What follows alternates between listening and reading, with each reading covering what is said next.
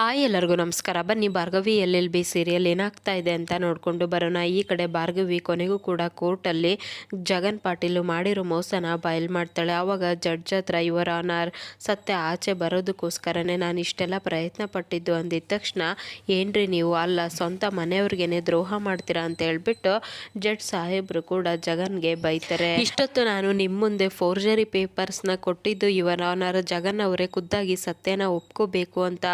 ಹಾಗಾಗಿ ಸುಳ್ಳೇಳೋ ಮುಖಾಂತರ ನಾನು ನಿಜವಾದ ಸತ್ಯನ ಆಚೆ ತರಿಸಿದ್ದೀನಿ ಅಂದಿದ ತಕ್ಷಣ ಗುಡ್ ಭಾರ್ಗವಿ, ಪ್ರಯತ್ನ ಡಿಫ್ರೆಂಟ್ ಆಗಿದ್ರೂ ಕೂಡ ಸತ್ಯ ಆಚೆ ಬಂದಿದೆ ಅಲ್ವಾ, ಅದೇ ಮುಖ್ಯ ಅಂತ ಜಡ್ಜ್ ಕೂಡ ಹೇಳ್ತಾರೆ.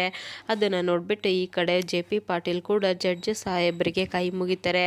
ಇಡೀ ಆಸ್ತಿ ಇವಾಗ JP ಪಾಟೀಲ್ ಅವರಿಗೆ ಸೇರಿದ್ದು ಅಂತೇಳ್ಬಿಟ್ಟು ಜಗನ್ ಅವರೇ ನೀವು ಯಾವತ್ತೂ ಕೂಡ ಇಂಥ ತಪ್ಪನ್ನ ಮಾಡಬಾರ್ದು, ಹಾಗಾಗಿ ನಾನು ಈ ಸೆಕ್ಷನ್ ಅಡಿಯಲ್ಲಿ ನಿಮಗೆ 10 ವರ್ಷ ಜೈಲು ಶಿಕ್ಷೆನ ಕೊಡ್ತಾ ಇದ್ದೀನಿ ಅಂತ ಹೇಳ್ಬಿಟ್ಟು ಜಡ್ಜು ಎಲ್ಲರ ಮುಂದೆ ಅನೌನ್ಸ್ಮೆಂಟ್ನ ಕೊಟ್ಟೇ ಬಿಡ್ತಾರೆ. ಅದೇ ಟೈಮ್ಗೆ ಈ ಕಡೆ ಚರಣ್ ಕೂಡ ಕೋಪ ಮಾಡ್ಕೊಂಡಿರ್ಬೇಕಾದ್ರೆ ಮಾಯಾ ಕೂಡ ಕಾಲ್ ಮಾಡ್ತಾಳೆ. ನನ್ನ ಫ್ರೆಂಡ್ ಒಬ್ಬರು ನಿನ್ನನ್ನು ಭೇಟಿ ಆಗಬೇಕಂತೆ, ಬಾ ಚರಣ್ ಅಂತ ಹೇಳಿದ ತಕ್ಷಣ ಮಾಯಾ ಇವಾಗ ತಾನೇ ಡಾಕ್ಟರ್ ಹತ್ರ ಉಗಿಸ್ಕೊಂಡಿದ್ದೀನಿ, ಮತ್ತೆ ನಾನು ಬಯಸ್ಕೊಳ್ಳೋದಕ್ಕೆ ರೆಡಿ ಇಲ್ಲ, ದಯವಿಟ್ಟು ನನ್ನ ಪಾಡಿಗೆ ನನ್ನನ್ನು ಬಿಟ್ಬಿಡು ಅಂತ ಹೇಳ್ಬಿಟ್ಟು ಕಾಲ್ನ ಕಟ್ ಮಾಡಿದ ತಕ್ಷಣ ಅಲ್ಲಿಗೆ ಬೃಂದ ಕೂಡ ಬರ್ತಾಳೆ. ಬಂದಿದ ತಕ್ಷಣ ಚರಣ್ ನಾನು ನಿನಗೆ ಇವತ್ತು ಒಬ್ಬರನ್ನ ಭೇಟಿ ಮಾಡಿಸ್ಬೇಕು ಬಾ ಅಂತ ಹೇಳ್ತಾ ಇರಬೇಕಾದ್ರೆ ಸಡನ್ನಾಗಿ ಮಾಯಾ ಕೂಡ ಕಾಲ್ ಮಾಡ್ತಾಳೆ. ಆ ಮಾಯಾ ನಾನು ಕೂಡ ನಮ್ಮ ಮನೆಯವ್ರನ್ನ ಕರ್ಕೊಂಡು ಬರ್ತಾ ಇದ್ದೀನಿ, ನೀನು ಕೂಡ ನಿನ್ನ ಬಾಯ್ ಫ್ರೆಂಡ್ನ ಕರ್ಕೊಂಡು ಬಂದ್ಬಿಡು ಅಂತ ಹೇಳಿದ ತಕ್ಷಣ ಆಗಿದ್ರೆ ಬೃಂದ ಮಾತಾಡ್ತಾ ಇರೋದು ಮಾಯಾ ಹತ್ರನ. ಮಾಯಾ ಇವಳಿಗೆ ಗೊತ್ತು, ಮಾಯಾ ಮತ್ತು ಬೃಂದ ಇಬ್ಬರು ಕೂಡ ಪರಿಚಯ ಆಗೋದಕ್ಕೆ ಹೇಗೆ ಸಾಧ್ಯ ಅಂತ ಹೇಳ್ಬಿಟ್ಟು ಚರಣ್ಗಂತೂ ತುಂಬಾ ಭಯ ಆಗೋದಕ್ಕೆ ಶುರುವಾಗುತ್ತೆ. ಚರಣ್ ಬೇಗ ಬಾರೋ ಅಂದಿದ ತಕ್ಷಣ ಬೃಂದ ನಿಂದು ಚೆಕಪ್ ಆಯ್ತಾ ಅಂತ ಕೇಳ್ತಾನೆ. ಇಲ್ಲ ಚರಣ್ ಅಂತ ಹೇಳಿದ ತಕ್ಷಣ ಸರಿ ಮೊದಲೋಗಿ ನೀನು ಚೆಕಪ್ ಮಾಡಿಸ್ಕೊಂಡು ನಾವು ಬಂದಿರೋದೇ ಮಗು ವಿಚಾರಕ್ಕೆ ತಾನೇ ಅಂದಿದ ತಕ್ಷಣ ಅಯ್ಯೋ ಚರಣ್ ಅದು ಬೇಕಾದರೆ ಆಮೇಲೆ ಮಾಡಿಸ್ಕೊಳ್ತೀನಿ, ಮೊದಲು ಮಾಯನ ಮೇಟ್ ಆಗಬೇಕು ಬಾ ಅಂತ ಕರೀತಾಳೆ. ನೋಡಿದರೆ ನರ್ಸ್ ಕೂಡ ಬಂದ್ಬಿಟ್ಟು ಅಲ್ಲಿ ಡಾಕ್ಟರ್ ಕರೀತಾ ಇದ್ದಾರೆ ಬೇಗ ಬನ್ನಿ ಅಂತ ಹೇಳಿದಾಗ ನೋಡು ಬೃಂದ ಇವಾಗ ಭೇಟಿ ಆಗೋದಕ್ಕಿಂತ ನಮ್ಮ ಮಗು ಬಗ್ಗೆ ಯೋಚನೆ ಮಾಡೋದು ದೊಡ್ಡದು, ಮೊದಲು ಮಗು ಬಗ್ಗೆ ತಿಳ್ಕೊಳ್ಳೋಣ ಬಾ ಅಂತ ಹೇಳ್ಬಿಟ್ಟು ಚರಣ್ ಬೃಂದನ ಡೈವರ್ಟ್ ಮಾಡಿ ಅಲ್ಲಿದ್ದ ಕಳಿಸ್ಬಿಡ್ತಾನೆ. ಅವಾಗ ಮಾಯಾ ಕೂಡ ಬಂದ್ಬಿಟ್ಟು ಚರಣ್ ನೀನೇನು ಮಾಡ್ತಾ ಇದೆಯಾ ಇಲ್ಲಿ, ಬಾ ಹೋಗಿ ಮೀಟ್ ಆಗಬೇಕು ಅಂತ ಹೇಳಿದ ತಕ್ಷಣ ಚರಣ್ಗಂತೂ ತುಂಬಾ ಕೋಪ ಬಂದ್ಬಿಡುತ್ತೆ. ಅದೇ ಟೈಮ್ಗೆ ಈ ಕಡೆ ಜಡ್ಜು 10 ವರ್ಷ ಜೈಲು ಶಿಕ್ಷೆ ಅಂತ ಹೇಳಿದ ತಕ್ಷಣ JP ಯುವರ್ ಆನರ್ ನಾನು ಇದನ್ನು ಅಬ್ಜೆಕ್ಷನ್ ಅಂತ ಹೇಳೋದಕ್ಕೆ ಬರೋದಿಲ್ಲ, ಆದರೆ ನೀವಿನ್ನೂ ಕೂಡ ತೀರ್ಪನ್ನ ಕೊಟ್ಟಿಲ್ಲ, ಹಾಗಾಗಿ ನಂದೊಂದು ಮಾತಿದೆ ಅಂತ ಹೇಳಿದ ತಕ್ಷಣ ಸರಿ ಆಯಿತು ಹೇಳಿ JP, ಹೇಗಿದ್ರು ಕೋರ್ಟಲ್ಲಿ ಕೇಸು ನಿಮ್ಮ ಕಡೆನೇ ತಾನೇ ಆಗಿರೋದು ಅಂತ ಹೇಳಿದಾಗ ಹೌದು ಯುವರ್ ಆನರ್, ನನಗೆ ನನ್ನ ಮರ್ಯಾದೆ ಎಲ್ಲೋಗಿತ್ತೋ ಅಲ್ಲೇ ನನ್ನ ಮರ್ಯಾದೆ ವಾಪಸ್ ಸಿಗಬೇಕು ಅನ್ನೋ ಆಸೆ ಇತ್ತೆ ಹೊರತು ನನ್ನ ತಮ್ಮಗೆ ಶಿಕ್ಷೆ ಕೊಡಿಸ್ಬೇಕು ಅಂತ ಅಲ್ಲ. ಹಾಗಾಗಿ ಇವಾಗ ಅವ್ನು ಮಾಡಿರೋ ತಪ್ಪಿನ ಅರಿವು ಅವನಿಗಾಗಿದೆ, ಎಷ್ಟೇ ಆಗಲಿ ಇದು ಫ್ಯಾಮಿಲಿ ಪ್ರಾಬ್ಲಮ್ಮು, ನಾವೇ ಅದನ್ನು ಸರಿ ಮಾಡ್ಕೊಳ್ತೀವಿ, ಅವನಿಗೆ ಶಿಕ್ಷೆ ಕೊಡೋದು ಬೇಡ ಅಂತ ಹೇಳಿದ ತಕ್ಷಣ ಈ ಕಡೆ ಭಾರ್ಗವಿ ಕೂಡ ಹೌದು ಯುವರ್ ಆನರ್, ಅವ್ರಿಗೆ ಶಿಕ್ಷೆ ಕೊಡೋದ್ರಿಂದ ಅವ್ರ ಕುಟುಂಬನೂ ಕೂಡ ಬೀದಿಗೆ ಬರುತ್ತೆ, ಎಷ್ಟೇ ಆಗಲಿ ಜಗನ್ ಪಾಟೀಲ್ ಅವರು ಮಾಡಿರೋ ಮೋಸದಿದ್ದ ಇವಾಗ ಅವ್ರ ತಪ್ಪಿನ ಅರಿವು ಅವ್ರಿಗಾಗಿದೆ ಅಂತ ನಾನು ಕೂಡ ಭಾವಿಸ್ತೀನಿ ಅಂತ ಹೇಳ್ತಾಳೆ. ಹೌದು ಯುವರ್ ಆನರ್ ದಯವಿಟ್ಟು ಇದೊಂದು ಅವಕಾಶನ ಮಾಡಿಕೊಡಿ, ನಾವು ಫ್ಯಾಮಿಲಿಯಲ್ಲಿ ಕಾಂಪ್ರಮೈಸ್ ಮಾಡಿಕೊಂಡು ಜೀವನನ ಮಾಡ್ತೀವಿ ಅಂದಿದ ತಕ್ಷಣ ಈ ಕಡೆ ಜಡ್ಜ್ ಅವರು ಕೂಡ ನೋಡಪ್ಪ ಜಗನ್ ಈ ಸಲ ನಿನಗೆ ಅವಕಾಶನ ಮಾಡಿಕೊಟ್ಟಿದ್ದೀವಿ, ಇನ್ಯಾವತ್ತೂ ಇಂಥ ತಪ್ಪು ಮಾಡೋದಿಲ್ಲ ಅಂತ ಹೇಳ್ಬಿಟ್ಟು ತಪ್ಪೊಪ್ಪಿಗೆ ಪತ್ರನ ಬರೆದು ನೀನಿಲ್ಲಿದ ಹೊರಟೋಗ್ಬೋದು, ಹಾಗಾಗಿ ಈ ಶಿಕ್ಷಣ ವಜಾ ಮಾಡಲಾಗಿದೆ ಅಂತ ಹೇಳ್ಬಿಟ್ಟು ಜಗನ್ಗೆ ಯಾವುದೇ ರೀತಿ ಶಿಕ್ಷಣ ಕೊಡದೇನೆ ಹಾಗೆ ಬಿಟ್ಟೇ ಬಿಡ್ತಾರೆ.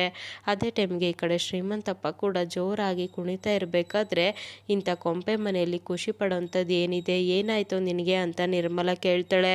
ಯಾಕೆ ಅಂದರೆ ಅರ್ಜುನ್ ಪಾಟೀಲು ಕೇಸ್ನ ಗೆದ್ದಾಯಿತು, ನಮ್ಮ ಭಾರ್ಗವಿ ಕೋರ್ಟಿಗೆ ಹೋಗಿದ್ದಾಳೆ ಅಂದರೆ ಕೇಸು ನಮ್ಮ ಕಡೆನೇ ಆಗೋದು ಅಂತ ಹೇಳಿರಲಿಲ್ವಾ, ನೋಡಿದ್ರಾ ನನ್ನ ಮಗಳು ಕೇಸ್ನ ಗೆದ್ದಿದ್ದು ಅಂದಾಗ ಸಾಕು ಸುಮ್ಮನೆ ಇರ್ತೀಯಾ, ನಮ್ಮ ಈ ಪರಿಸ್ಥಿತಿಗೆ ಆ ಭಾರ್ಗವಿನೇ ಕಾರಣ, ಅವಳು ತಂದಿರೋ ಪರಿಸ್ಥಿತಿನ ಅವಳೇ ಸರಿ ಮಾಡಿದ್ದಾಳೆ, ಅದರಲ್ಲಿ ಖುಷಿ ಪಡೋವಂಥದ್ದು ಏನಿದೆ ಅಂತ ನಿರ್ಮಲಾ ಹೇಳಿದ ತಕ್ಷಣ ಏನಕ್ಕ ನೀನು ಪಾಪ ಭಾರ್ಗವಿ ಈ ಮನೆಗೋಸ್ಕರ ಎಷ್ಟೆಲ್ಲ ಕಷ್ಟಪಟ್ಟಿದ್ದಾಳೆ, ನೀನು ನೋಡಿದರೆ ಅವಳ ಬಗ್ಗೆನೇ ಆ ರೀತಿ ಮಾತಾಡ್ತಾ ಇದೆಯಾ ಅಂತ ಶ್ರೀಮಂತಪ್ಪ ಹೇಳಿದ ತಕ್ಷಣ ಸರಿ ಆಯಿತು ಇದೇ ಖುಷಿಯಲ್ಲಿ ನನಗೇನಾದರೂ ಸ್ವೀಟ್ ಮಾಡಿ ಕೊಡಬಾರ್ದಾ ಅಂತ ಹೇಳ್ತಾನೆ.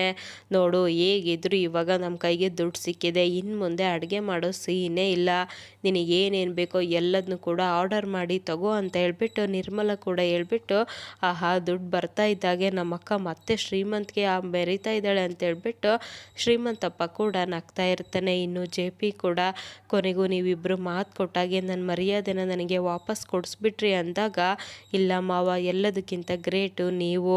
ನಿಮ್ಮ ತಮ್ಮನ ಕ್ಷಮಿಸು ಅಂತ ದೊಡ್ಡ ಗುಣ ಇರೋದು ನಿಮ್ಮ ಹತ್ರ ತಾನೇ. ಅವ್ರು ಅಷ್ಟೆಲ್ಲ ತಪ್ಪು ಮಾಡಿದ್ರೂ ಕೂಡ ನಮ್ಮ ಫ್ಯಾಮಿಲಿ ಅಂತ ಭಾವಿಸಿದ್ರಿ ಅಲ್ವಾ, ಅಲ್ಲೇ ನಿಜವಾದ ಗೆಲುವು ನಮಗೆ ಸಿಕ್ಕಿದ್ದು ಅಂತ ಭಾರ್ಗವಿ ಕೂಡ ಹೇಳ್ತಾಳೆ.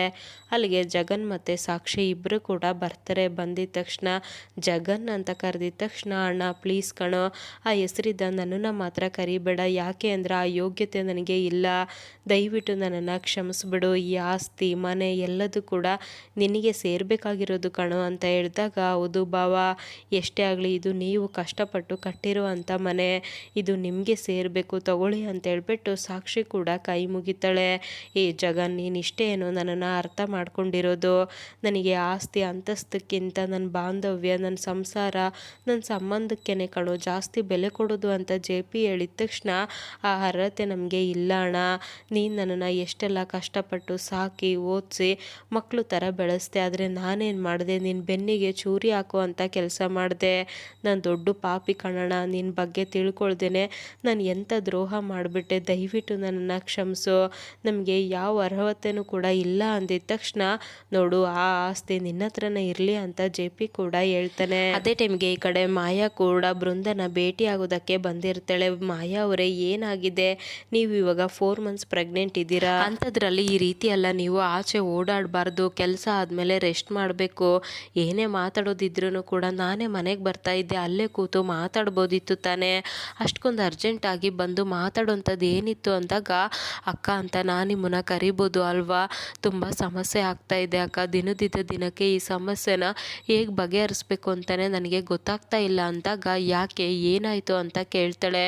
ಅದು ನನ್ನ ಬಾಯ್ ಫ್ರೆಂಡ್ ಅಂದಿದ ತಕ್ಷಣ ನನಗೆ ಗೊತ್ತಿತ್ತು ಮಾಯಾ, ಅವನು ಈ ರೀತಿ ಏನೋ ನಿನಗೆ ತೊಂದರೆ ಕೊಟ್ಟಿರ್ತಾನೆ ಅಂತ, ಏನು ಮಾಡ್ದ ಅವನು ಹೇಳು ಅಂತ ಕೇಳಿದ ತಕ್ಷಣ, ಅವನು ಇವಾಗ ಮಗು ಬೇಡ ತಗ್ಸ್ಬಿಡೋಣ ಅಂತ ಹೇಳ್ತಾ ಇದ್ದಾನೆ, ಇದರಿಂದ ಅವನಿಗೆ ಸಮಸ್ಯೆ ಆಗುತ್ತೆ ಅಂತ ಹೇಳಿದಾಗ, ಮಗು ಇರೋದು ನಿನ್ನ ಹೊಟ್ಟೆಯಲ್ಲಿ, ನೀನೇ ಕಷ್ಟಪಟ್ಟು ಸಾಕ್ತೀನಿ ಅಂತ ಹೇಳಿದ್ಮೇಲೆ ಸಮಸ್ಯೆ ಅವನಿಗಾಗೋದಕ್ಕೆ ಹೇಗೆ ಸಾಧ್ಯ, ಈ ಗಂಡಸರೇ ಇಷ್ಟು ಅನಿಸುತ್ತೆ, ಅವಕಾಶ ಇದ್ದಾಗ ಬಳಸ್ಕೊಂಡು ಆಮೇಲೆ ನಮ್ಮನ್ನು ನಾಯಿ ಥರ ನೋಡೋದಕ್ಕೆ ಶುರು ಮಾಡ್ತಾರೆ, ಅಷ್ಟಕ್ಕೂ ಮಗು ಯಾಕೆ ಬೇಡ ಅಂತ ಕೇಳಿದಾಗ, ಮುಂಚೆ ಎಲ್ಲ ಅವ್ರ ಹೆಂಡತಿ ಜೊತೆಗೆ ಅವರು ಸರಿಯಾಗಿರಲಿಲ್ಲ ಅಕ್ಕ, ಅವ್ರಿಗೆ ಆಲ್ರೆಡಿ ಮದುವೆ ಆಗಿದೆ, ಇಷ್ಟು ದಿನ ಹೆಂಡತಿ ಇದ್ದ ದೂರ ಇದ್ದರು, ಅದಕ್ಕೆ ನನ್ನ ಮೇಲೆ ಅವ್ರಿಗೆ ಪ್ರೀತಿ ಇತ್ತು, ಆದರೆ ಇತ್ತೀಚೆಗೆ ಏನು ಅವರ ಮತ್ತು ಅವ್ರ ಹೆಂಡತಿ ನಡುವೆ ಇರುವಂಥ ಸಮಸ್ಯೆ ಬಗೆಹರಿದಿದೆ ಅಂತೆ, ಇಬ್ಬರು ಇವಾಗ ಹೊಸ ಜೀವನನ ಶುರು ಮಾಡಬೇಕು ಅಂತ ನೋಡ್ತಾ ಇದ್ದಾರಂತೆ, ಅದಕ್ಕೇ ಈ ಮಗು ಬೇಡ ಅಂತ ಹೇಳ್ತಾ ಇದ್ದಾರೆ, ನನಗೇನು ಮಾಡಬೇಕು ಅಂತಲೇ ಗೊತ್ತಾಗ್ತಾ ಇಲ್ಲ ಅಂದಾಗ, ಸರಿ ಆಯಿತು ಮಾಯಾ, ಆಗಿದ್ರೆ ನಾನು ಹೇಳೋ ಥರ ಕೇಳು,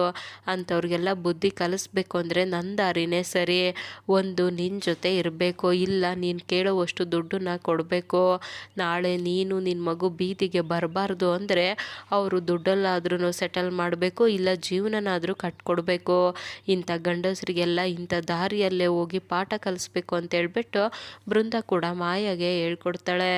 ಇದಿಷ್ಟು ಇವತ್ತಿನ ಸಂಚಿಕೆ. Thank you so much every one.